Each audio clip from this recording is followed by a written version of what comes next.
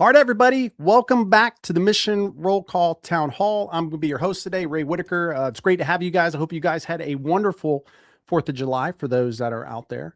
I got to spend a little bit of time with family and friends and obviously celebrating 250 years of the United States. So what an amazing opportunity to kind of just be around folks and be able to hang out.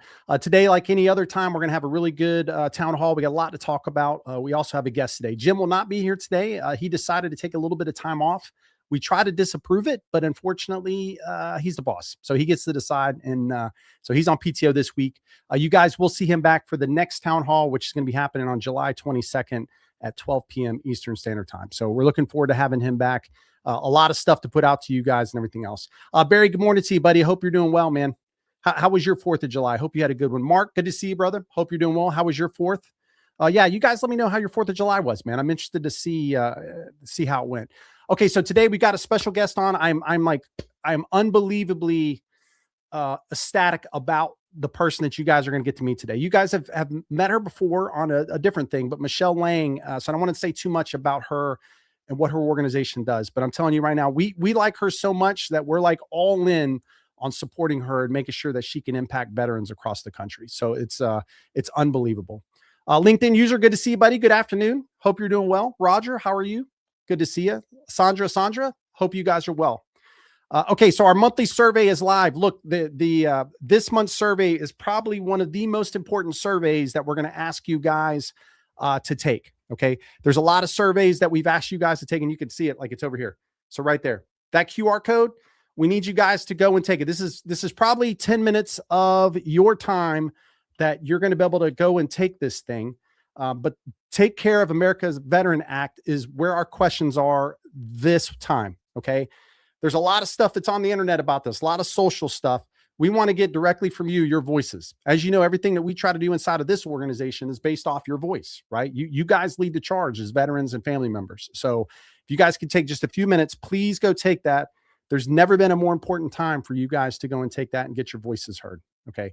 Leah, good to see you. Hope you're doing well. Jason, good to see you as well. So if you guys take it, that'd be great. Our next monthly town halls, we talked about a few seconds ago, to be July 22nd at 12 p.m. Eastern Standard Time. We expect that one to go off with no hitch.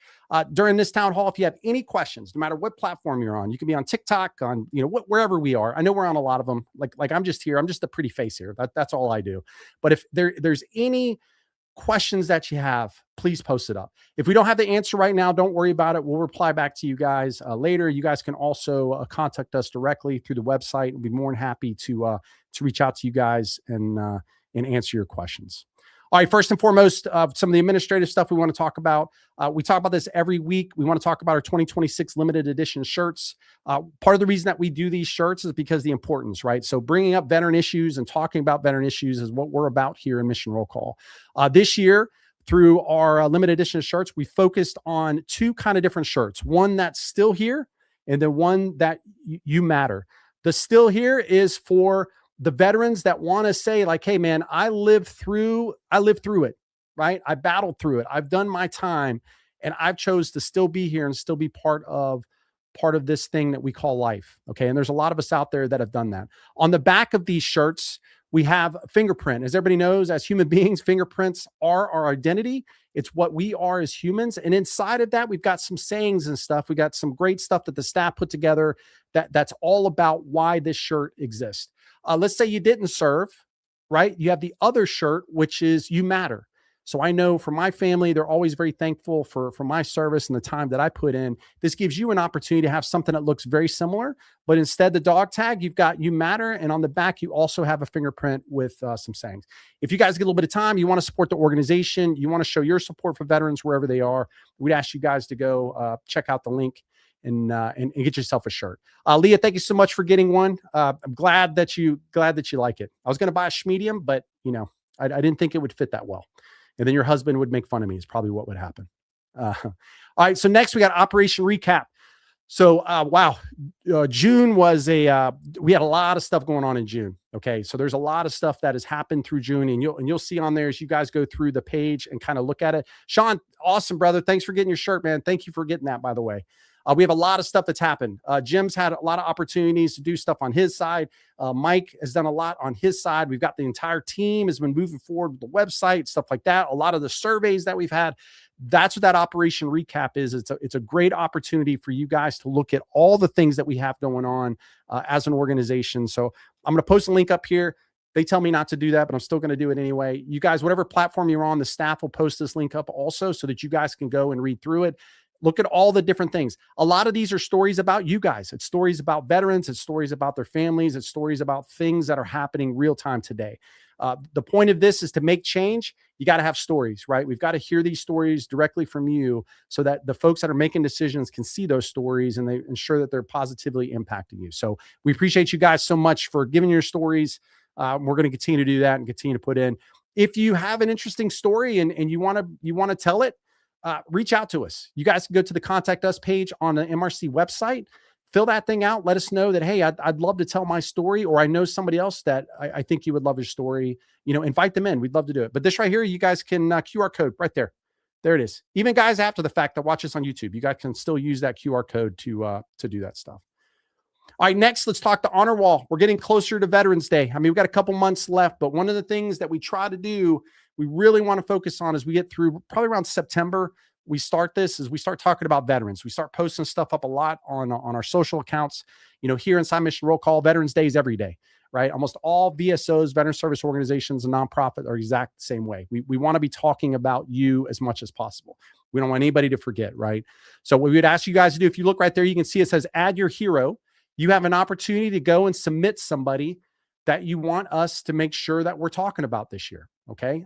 We just got this feature added back up. We had another feature last year. The amazing team here put this together for you guys. So we'd ask you guys, take a little bit of time, visit the honor wall here. Let me post this up real quick. And you can also QR code it right here, but you guys can go and submit somebody. It could be your grandpa, it could be your dad, it could be your mom, like it can be whoever it is, somebody that's served. Take a little bit of time. They could still be serving also. Okay, they're going to be veterans one day. So we definitely want to hear a little bit about them and everything else.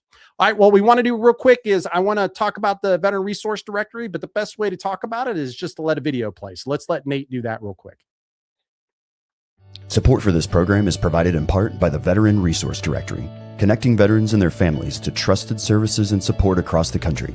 From housing to healthcare and beyond, the VRD makes it easier to find help when and where it's needed most.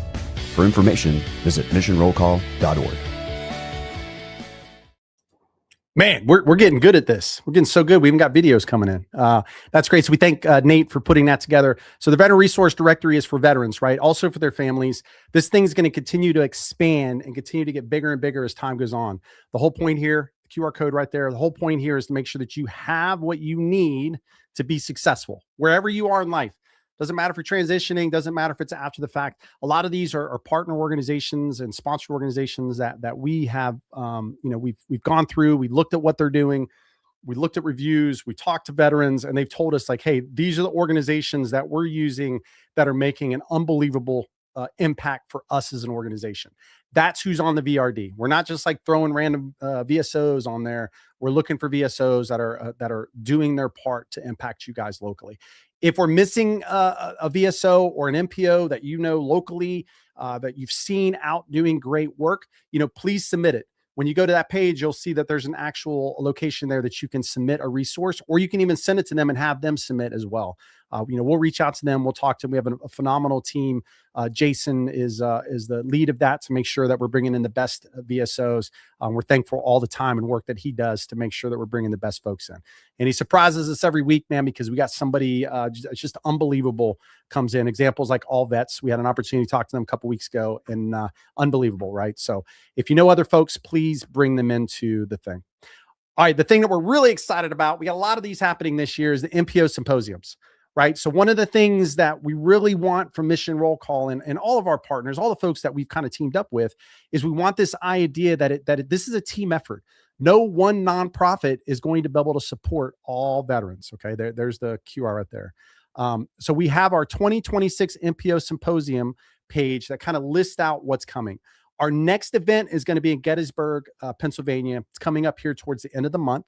The interesting part is that the guest for today, we're actually teaming up with her and we're kind of following her along with some of her events, and we have our own that are happening. But the whole idea is she's got veteran community events where it's veterans and their families are coming out. It's unbelievable. And I want her to talk about, I don't want to butcher it because the amount of work we had an opportunity to attend some, and it's just like unbelievable.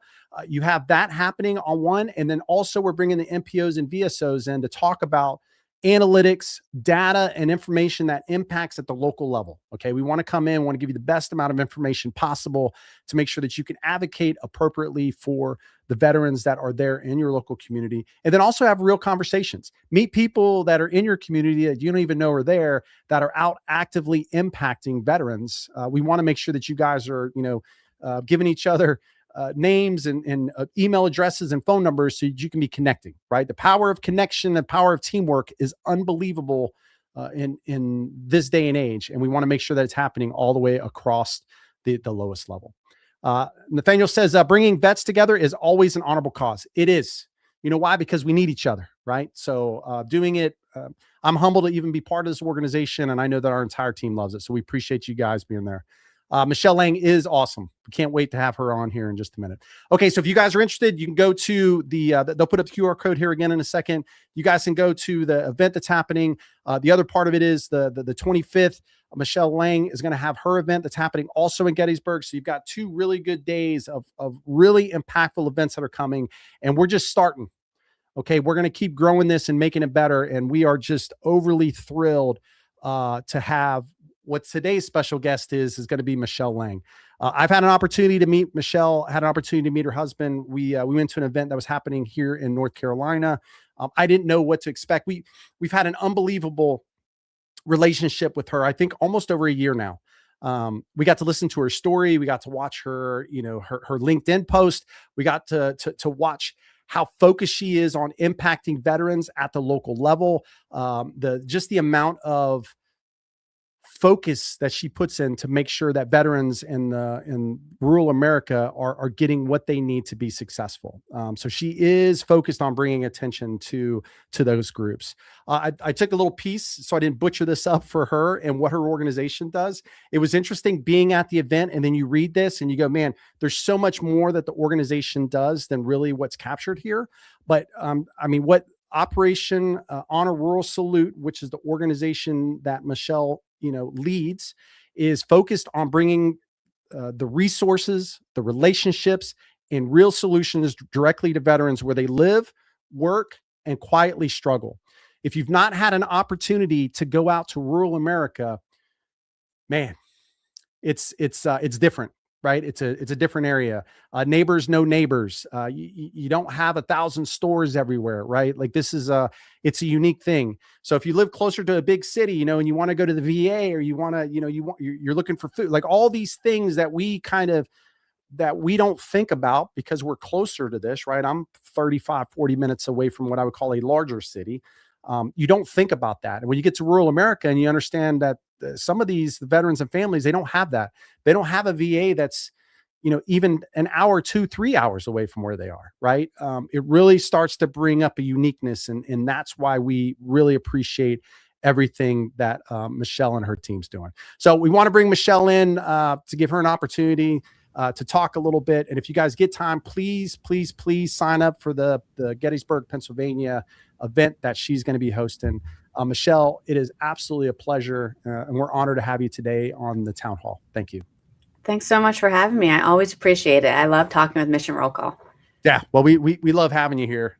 Boy, there's a lot to unravel with you and kind of what the organization does. But where we like to start this conversation is like, what got you here? Right. Because there's always kind of a story that brings you to like where you are in your service. We call it service to service because we have this idea where you're just like consistently in the community providing service.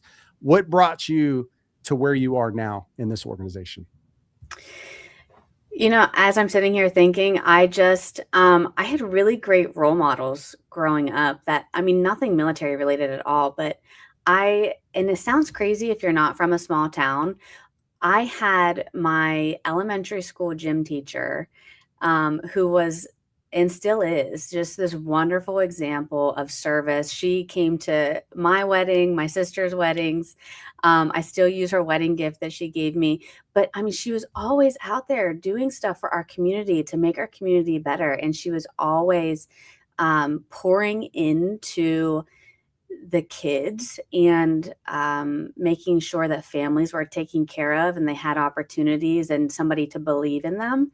Mhm. And I think that's a really, really great example of, besides my family, where Yeah. heart for service came from. Because, I grew up in a rural town where my dad and mom, if somebody needed something, they were there. They were there, just getting it done.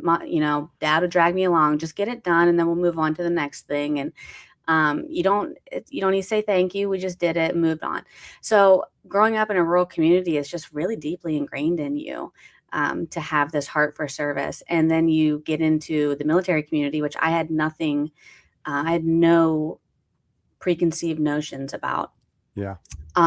It just adds another layer, and immediately you see things that need fixed.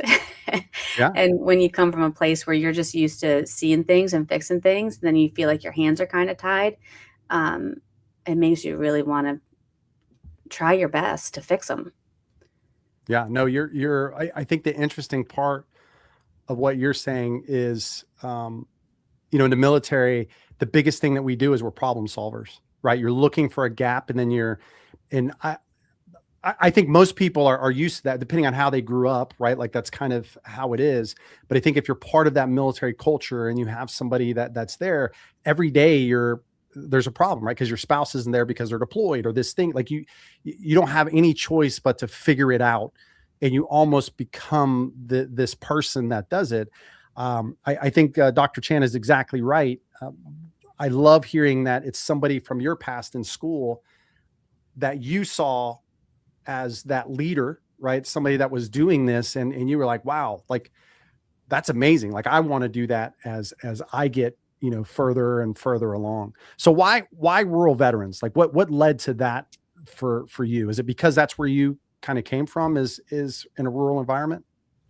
Yeah, I mean, my heart is in rural America, always will be. My family was dairy farmers. My mom grew up on a horse farm. So just being in rural America. But then, when my husband got out of the military the first time, we moved back to, not even, I mean, it wasn't necessarily a super rural area, but we moved back to Pennsylvania. And that's when we were just like smacked in the face with the reality that you don't have community anymore like you did in the military. And it was really hard to find resources. It was really hard to find support. And we had a neighbor who was a Vietnam veteran who was about to be homeless, and his family lived in Maine and Las Vegas, and they didn't know what to do. So we're stuck in our own terrible situation with mental health and having to help our neighbor, prevent him from homelessness. And who do you turn to? And really, we found our greatest support within the veteran community. Um, but I just still thought like it shouldn't be that way. Like there's so many organizations out there to help, and why couldn't we find any of them?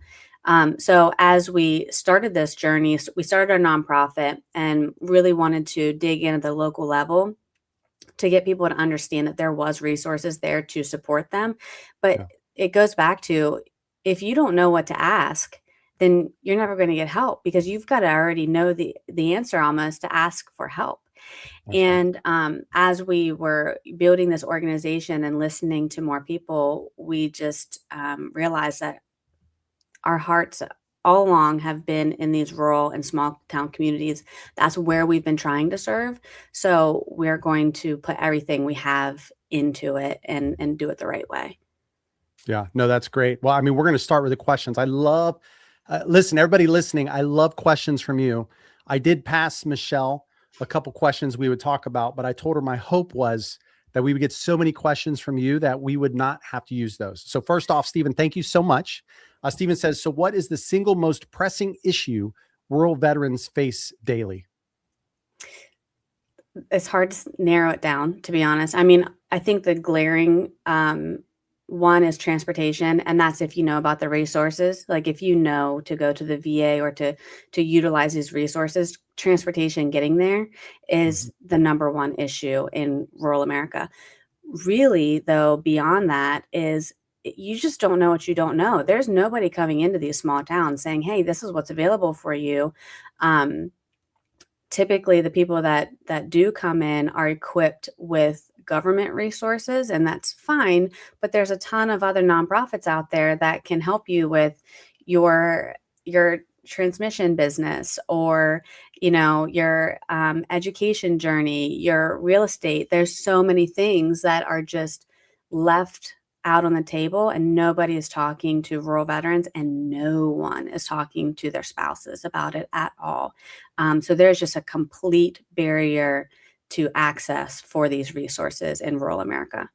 Yeah, and I think that's the point for today, is that access. Mhm. And I mentioned this at the beginning. I think what I saw, after the hurricane hit North Carolina, I remember not truly understanding how separated rural America was to urban America until we went out, and like that's when it became apparent. Like that was the first time that, I mean, go to the mountains all the time. It's not a big deal, right? Like there's stuff there, and yeah, it takes 45 minutes to get to, small city, not big city, small city that has things. But when something catastrophic happens or something, there is none of that now. That 45 minutes just turned into days to be able to get to somebody that's there. And there is no access in many of these locations because, again, that's what it is. That leads us into this next thing. Michelle, Kevin asked the question, and maybe you can explain this a little bit better than I would be able to. What is the criteria for a rural vet, and what qualifies as rural?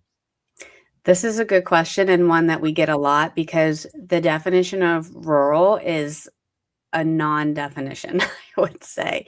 So it's based on the USDA definition of rural. And so there's 3 tiers.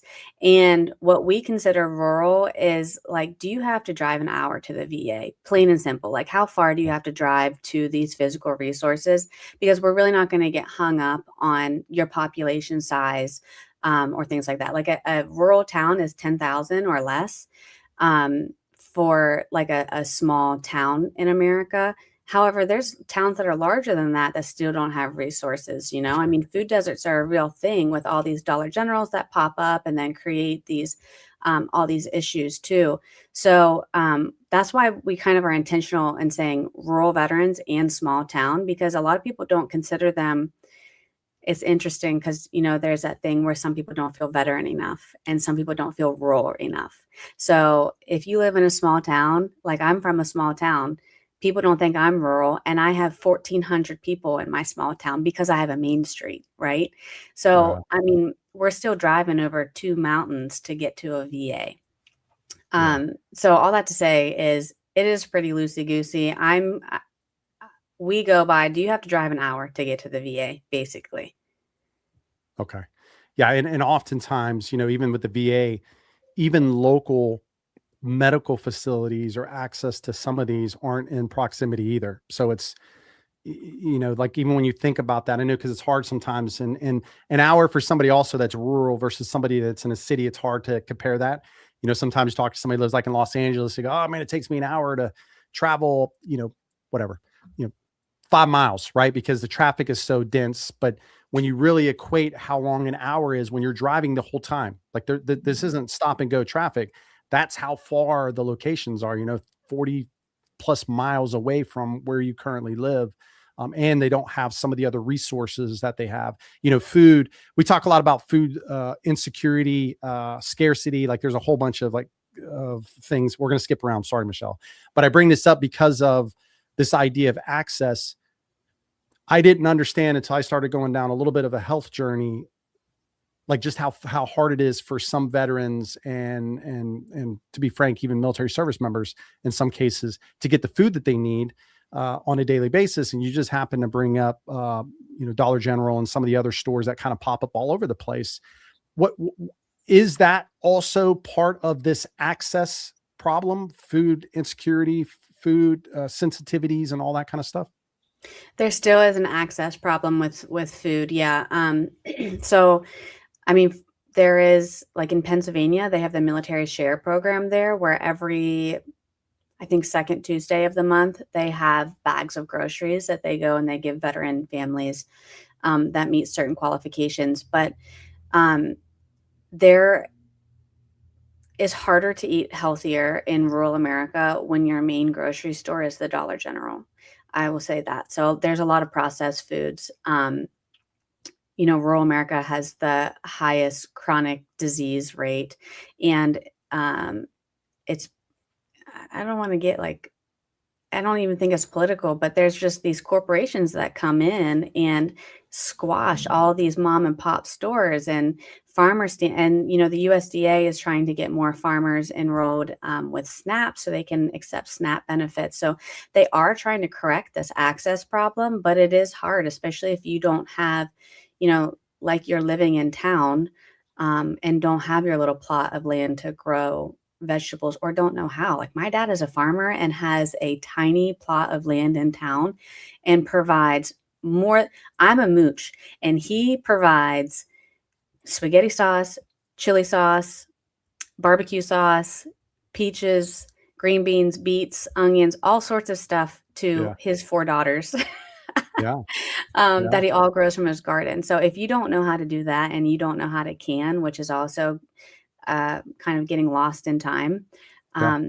it is harder to eat healthy. So that's what I've started been doing every Sunday is I post a simple grocery list that you'll be able to shop for in rural America that will make you 3 healthy meals, 1 breakfast, and 1 dessert to treat yourself.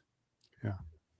Yeah. How do you, man, because there's so many things. I mean, the only reason you bring up foods because it's like one of the essentials, right? Air, food, housing, like these are the essentials as humans that you need to survive. Like this, so to me, it's like, I love that you said that. It's not political. It's just like, it's reality.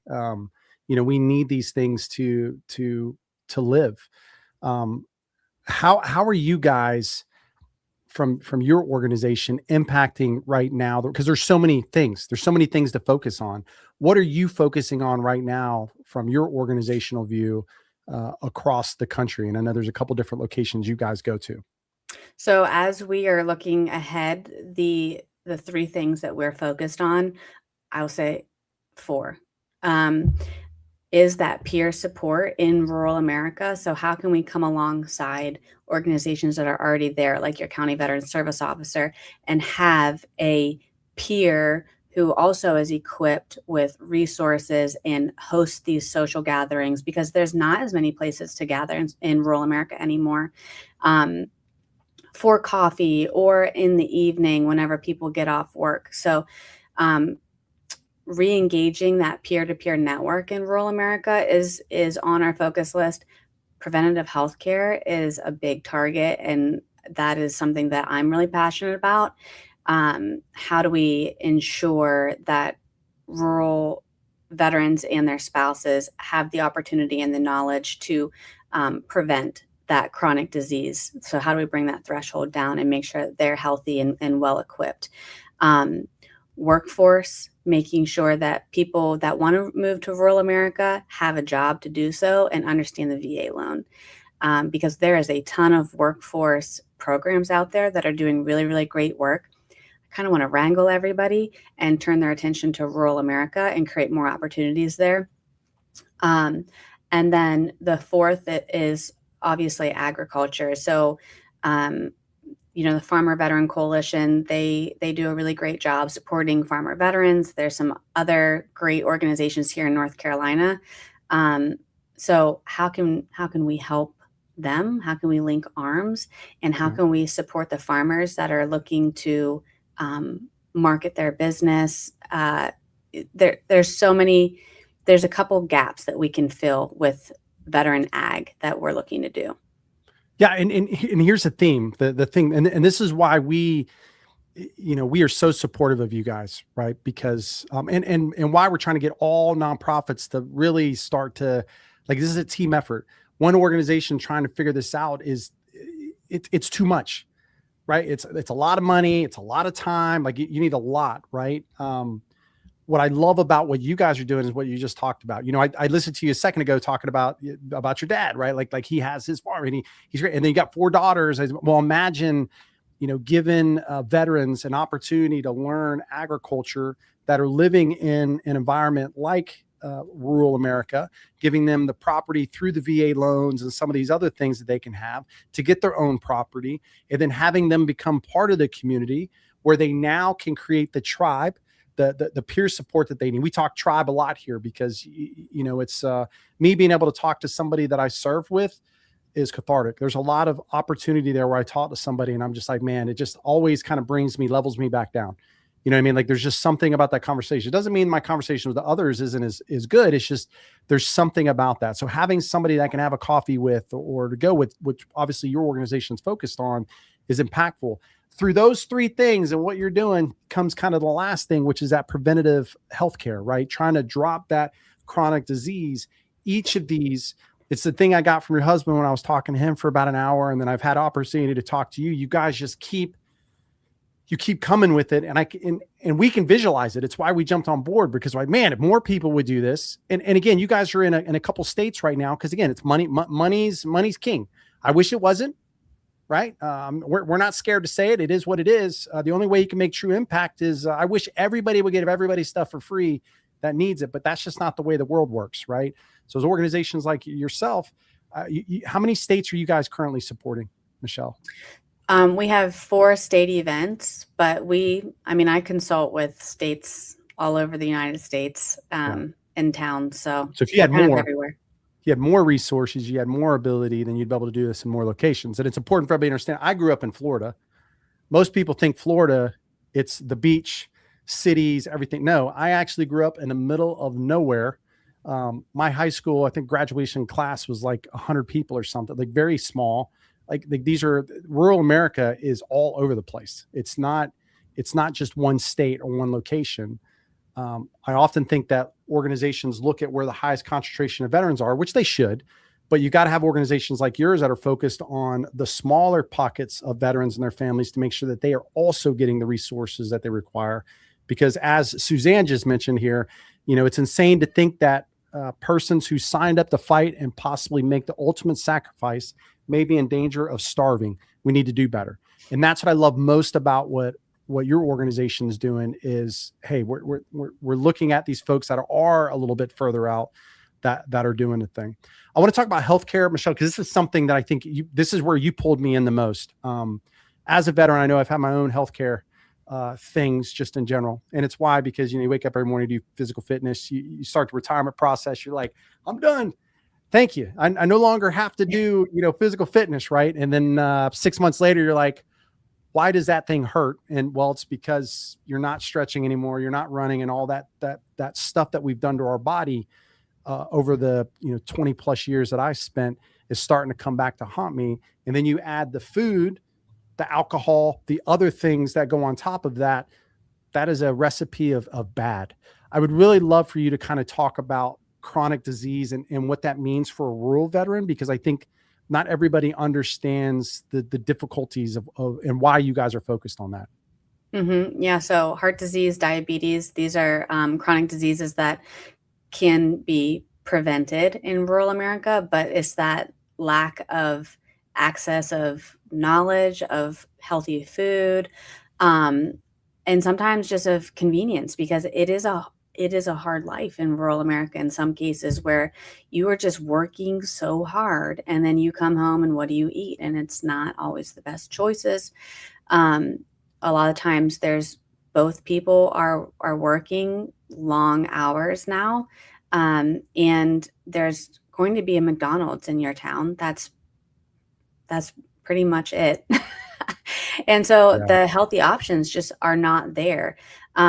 And what we've learned is that the VA on average spends about $15,000 plus per year per veteran per chronic condition, treating that. And so what if we could help people have healthier lives and enjoy their lives for longer and not be so, it is miserable being sick. I grew up with a mom who had an invisible illness, and it is not fun watching the person that you love suffer with this with diseases like this, right? So That's right.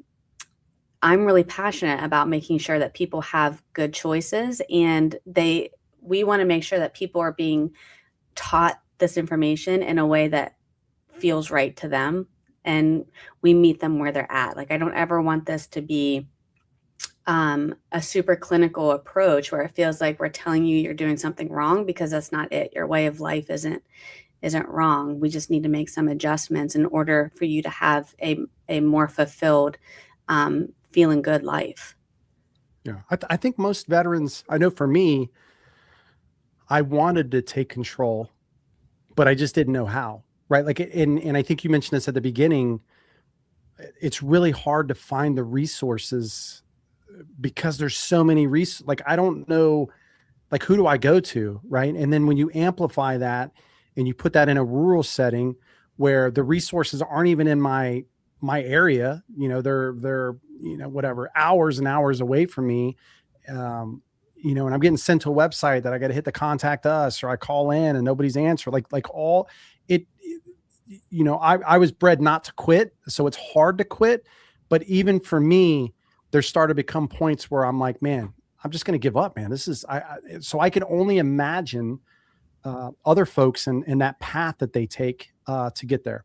Timothy noted here, Michelle, in our area, we had a lady with an idea on having others eat healthy and direct from the farm.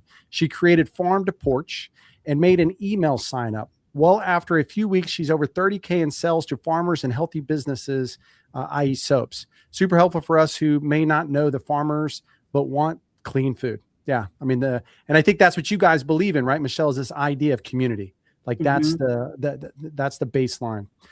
So another question I have for you, what programs are available? So for the veterans that may be listening that live in these rural areas, what programs are available for them to like start their own business? Like we were talking about here, their own farm, their own agriculture. Is there something out there that you know about for folks? Yeah, every state or let's back up. There's VBOX, Veteran Business Outreach Center. So if your state doesn't have one, there is a state that covers that territory, and it's through the Small Business Association. So I use it personally down here in Fayetteville, and it's a really great resource. I'm lucky enough that I can drive into Fayetteville to my VBOC, meet with a counselor, have a workspace. I can rent out a conference room. It's all free. And gosh, they have so much that you can print for free. You can 3D print for free, all this stuff.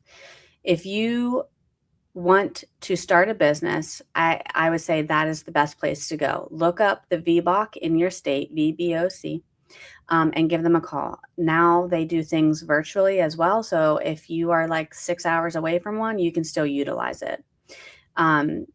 Really, really great resource. There's also other resources, like I also use Victor and Valor, who helps me with my nonprofit. They help my marketing and branding, website, everything like that. There's, if you want to buy your own business, say you want to buy an existing business that the owner's selling, like an HVAC business. There's Owners in Honor that will work with you to help you do that. They want to help keep Main Street alive, and they believe that military members, veterans, military spouses are fantastic entrepreneurs. I also agree. So they will help you through that process. And there's also organizations like Veteran Service Brands, who you can buy a franchise from for very inexpensive.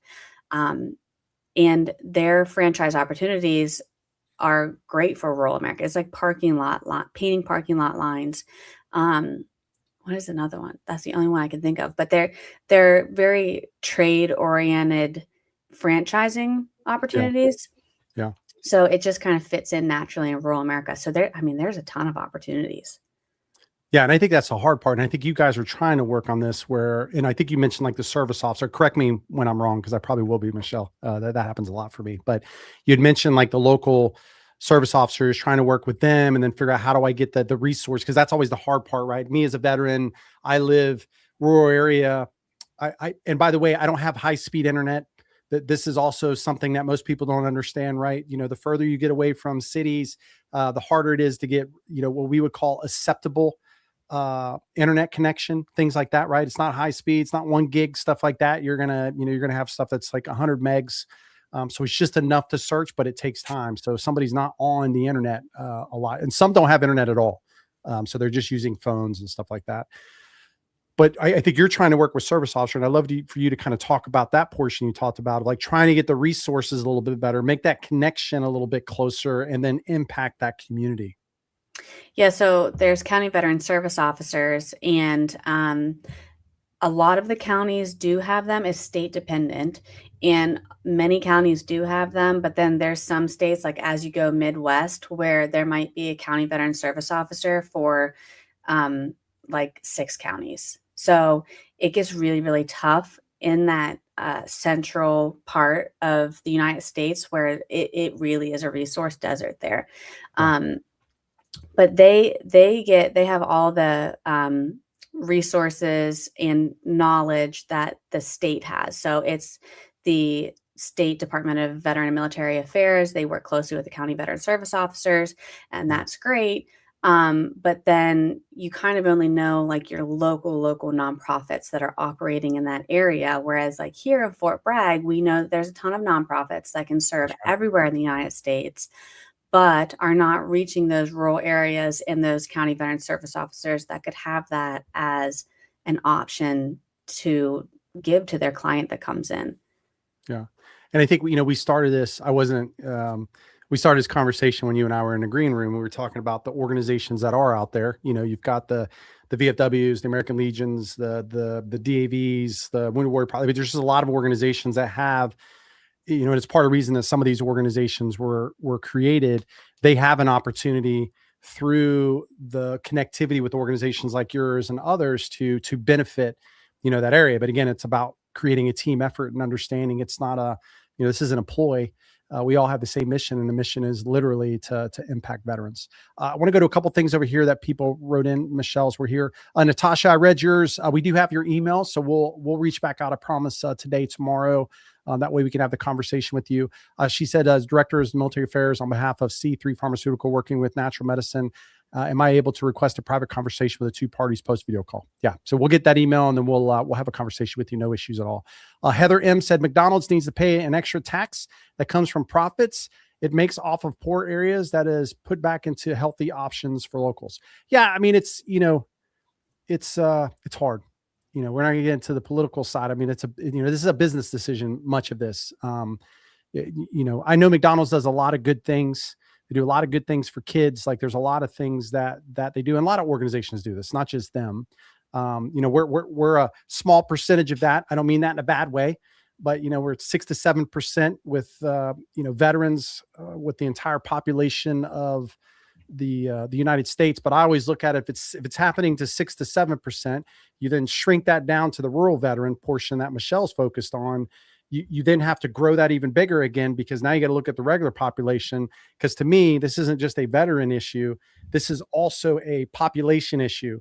We just happen to be lucky and can focus on the veterans because that's where the information we get from Michelle. But the reality is right next to that veteran that's having chronic illnesses is another person that's not a veteran that's having those same chronic illnesses or having the same problem with resources and everything else. So I think this is a population issue that the only way you fix this is we have to stand up. And it's part of the reason Mission Roll Calls here is to get the voice and then send it to the folks that make the decisions. All right. The last person here for us to real quick, Michelle, was Dan. I think peer support and case management is critical to connecting military veterans and families to healthcare and other resources. Unfortunately, these services are limited, especially in rural areas. Any providers tried billing VA Community Care Network to peer support and case management? And that was a question. We're going to try to do it here in Northwest Washington. So have you had an opportunity to see that at all, Michelle, with that question? If anybody's had a chance to build a VA Community Care Network at all?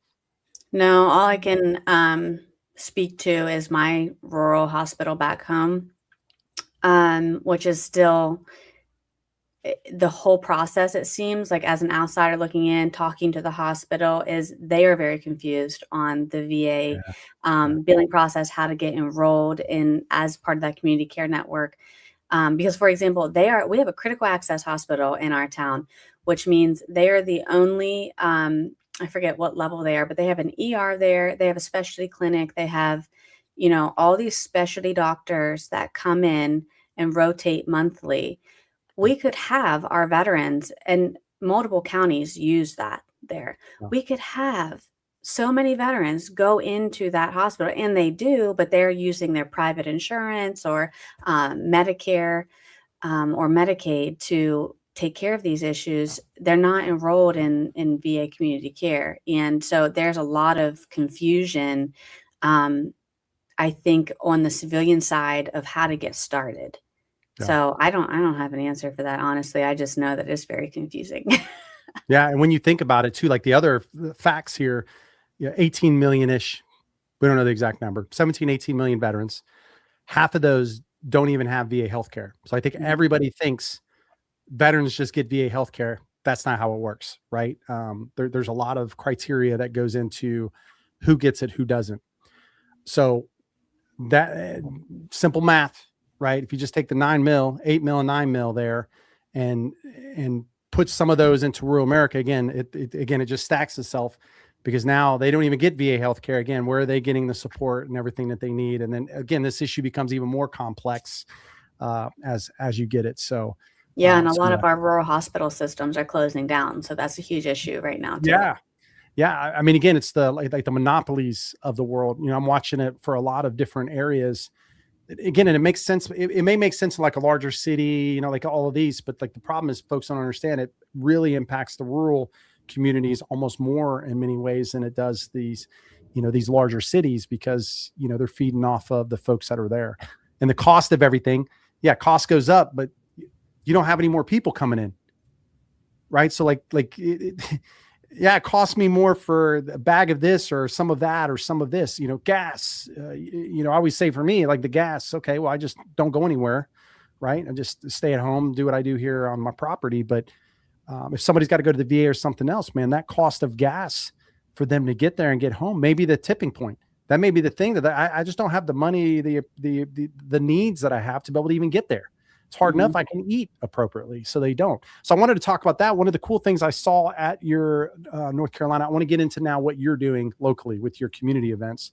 One of the things I really, really liked, I haven't seen this in a long time. I used to love going to these community events and seeing like them taking blood. I used to love going in and just not that you were doing that, but I saw one of those like a school bus medical things that they used to have out there, and I would get inside and they would take blood. But then I remember you talking about you were trying to bring some of this medical to veterans, and I physically saw it at your event. I would love for you to talk about that, Michelle. What's your event altogether, and specifically that with the healthcare?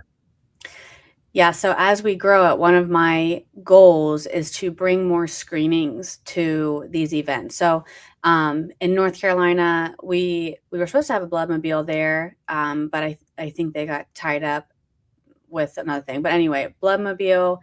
We have physical therapy screening, blood pressure screenings. I think we had to cancel the glucose because it was a little bit too hot. Yeah. And they said some people pass out. So they canceled gosh. that. But yeah, we try and have different screenings there so that way people can get screened for free. In Pennsylvania, we're having free breast cancer screening. So there's going to be a mobile bus that will be there on site doing breast cancer screenings. But you know, we know that military members are exposed to toxic substances. I mean, even whenever we lived in Fort Drum, we got private water reports. We didn't live on Fort Drum. We lived in the city. Our water was outrageously contaminated with lead. Yeah. And so there's just all these substances that military members are exposed to. And a lot of times it's not getting caught until years down the road. But that's why those screenings are so important. So we really want to make sure that people understand what their baseline levels should be, where they're at, because knowledge is power. And if you don't know, then you think everything's fine until it's not. So yeah, we try and make healthcare as accessible as possible at these events, and just so people get more comfortable going to the doctor and realizing that they're not bad guys. You know, you can have bad interactions with people, but it is still important for you to go. Yeah. Well, you have to own your own. My dad used to tell me this, like, you got to own your own decisions and you got to own your own health, right? Nobody else is going to care more about you than yourself. At some point, your family will, that you learn through life, sometimes the easy way or the hard way.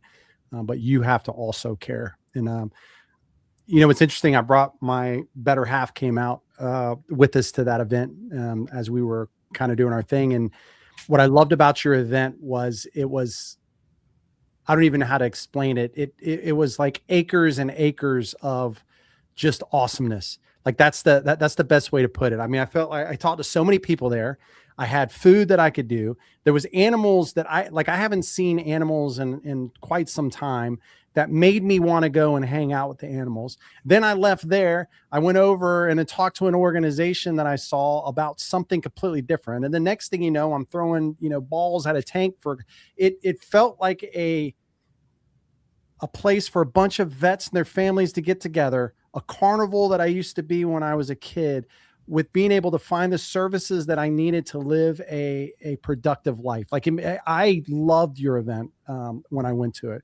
Can you talk about, because there's a lot of stuff that happens at your events. Can you talk about all the things that you guys are doing, and specifically the one that's coming up in Pennsylvania, I think on the 25th of July?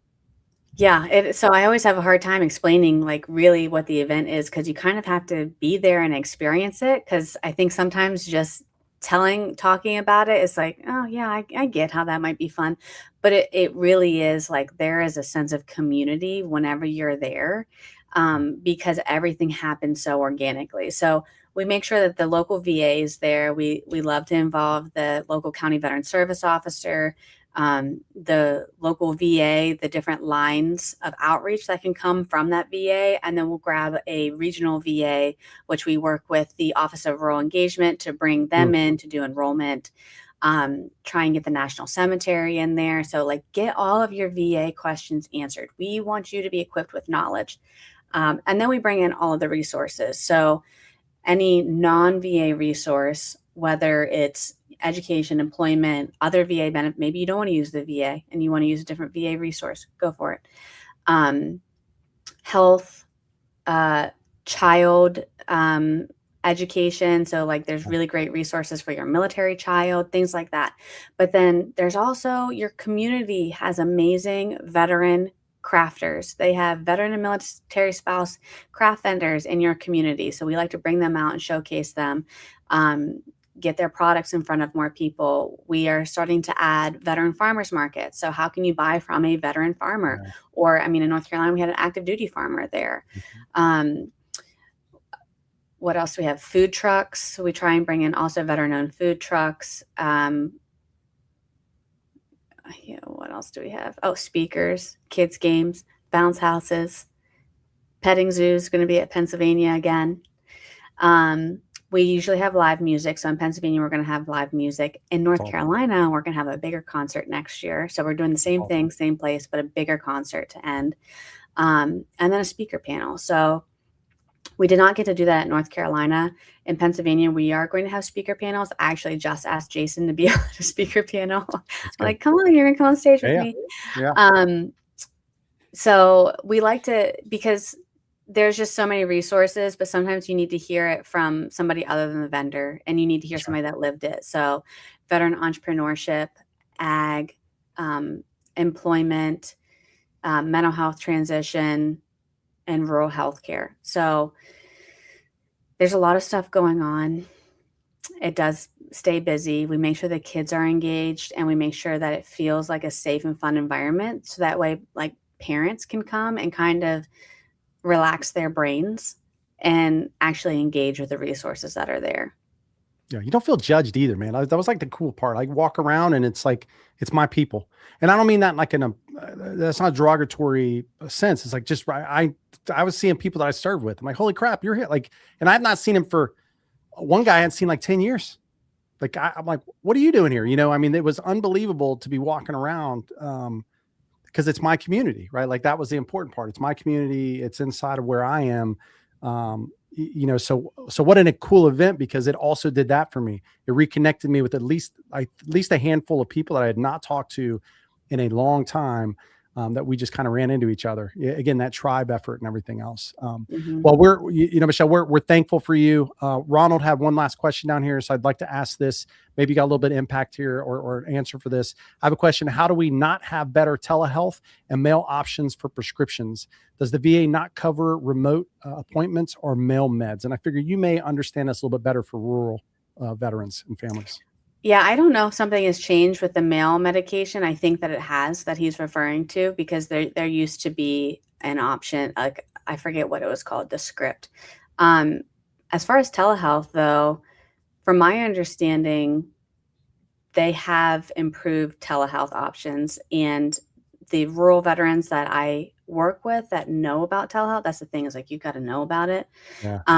They like their telehealth appointments, but it also is so dependent on your facility. Like, of course, every facility operates differently, right? The standard of operation from place to place is different. So I hear that often where I have, like in Pennsylvania, I have veterans that go to one facility. They're the same distance, a Pennsylvania facility from the West Virginia facility. Well, they prefer to go to this one other facility because the telehealth is better. The doctors talk to them like people. And it's just a different experience. So I don't know if maybe it's that particular facility, but Mm-hmm. Yeah. I mean, patient advocate is a huge, and I don't think enough people know about that. If you have not spoken with your patient advocate at your local VA hospital, do that immediately. Yeah. Yeah. I don't think man, I just try to think back. I mean, I've said this 100 times and I'll keep saying it every time I get on one of these town halls. Just this idea, it's overwhelming. There's so much information. It's overwhelming, right? Like it's just, I don't even know how you parse through it. And especially now it's hard to parse through it. And the VA knows that, right? Like, I mean, you go to their website, I mean, it is hard to find what you need and then know if that thing that you're reading will actually impact you the appropriate way. You know what I mean? Because just because you think it's the thing, you start going down that rabbit hole, then it's not the thing. And then you got to start all over. And most people just give up after the second, third, fourth time that they've tried it. They just like, and I know it's even worse for, again, you put the internet, slow internet, all these other things, and it's taken 30 minutes just to get to the answer. You get to the answer. It's not even the right thing. You're just like, you know what, I'm done. Right. Or going into, as we have a map, and I know you've seen, or we talked about this a little bit, Michelle, but we were looking at primary care, how long it takes to get the appointment for that, how long it takes to get the secondary care and all that. And there's different timelines based off where you are. Are you in urban or rural, right? Like there's completely different timelines associated with that. And then you add in travel distances and all the others. I mean, it could take months for some folks to just get in to see a doctor, right? So that brings the value of what you're talking about. Sometimes all they need to do is do a screening. That's it. Like all they need is a screening, right? So the ability to come to your event, talk to the VA or get a screening or some of these things that you guys are offering at the community level is just, it's priceless. It's the impact that it has on the individual that's coming out. So we thank you, Michelle. We appreciate the relationship with you. We look forward to seeing you in Pennsylvania. I know the entire team is like all in, like we're sold with you guys and everything that you're doing, because we've seen the impact firsthand. And of course we have folks that are rural veterans as well. And you consistently are showing up. So we can't thank you enough. I don't think I've met a single person on the internet or in person that doesn't appreciate your organization. So that says a lot about what you guys are doing and just trying to do. For those that are here watching today, we'll put up another link and they'll put up the QR code for you guys to get in contact with Michelle. If you live in a rural area, a veteran lives in a rural area, look, all Michelle's missing to make more of an impact is more money, right? And I mean, sure, we all are. But at the end of the day, there is a lot of people, a lot. Michelle, what's the number of rural veterans? I should have asked you that a long time ago, just approximate. 4.4 million. There you go. So just imagine that for a second. We said there's about 17, 18 million veterans. 4.4 million of those are rural. So when you think about that, you think about the impact. That's the type of folks that you're going to be impacting. So take a little bit of time, visit her, ask questions, get involved. She's always looking for volunteers and other stuff from an organizational perspective, people in. Anything else, Michelle, from your side that you wanted to say before you take off? No, I mean, just reach out if you need anything, or if you have any questions. We always ask, how do you vet your resources? And one of the things that we ask is, are you willing to advocate for the veteran that we send to you? Because I don't want somebody to have to be stuck in an endless loop of running around. So our job is to make sure that you're fully seen, supported, and somebody is in your corner. So reach out if you need anything. Perfect. Well, thank you, Michelle. We appreciate you so much. And we will, I know we're going to be talking to you much more. We'll see you in Pennsylvania here towards the end of this month. So thank you so Awesome. much. Thank you. All right, everybody. As always, we appreciate you guys coming and hanging out today. I hope you guys got something out of this. We talk about a lot of topics here. It's like every single week, right? We talk about homeless veterans. We're talking about suicide. We're talking about rural veterans. There's a lot of veterans and family members, this 6 to 7% that, that volunteer to make sure that we get to continue to have the freedoms that we have, which we all just celebrated 250 years of that on July 4th. And organizations like, Michelle's and what she's doing from her perspective is unbelievable. And we want to continue to support that and everything else. If anything popped up today, you guys have any questions or anything else, you guys can absolutely contact us. We appreciate you guys. Remember, we'll be back July 22nd. We'll be back in here. Jim will be here for that one. I think I will be I'll be in Pennsylvania prepping for the symposium. And then of course the event with Michelle. But as always, we appreciate you. Thank you for your service to our great nation. And we'll see you guys on the next one. Take care.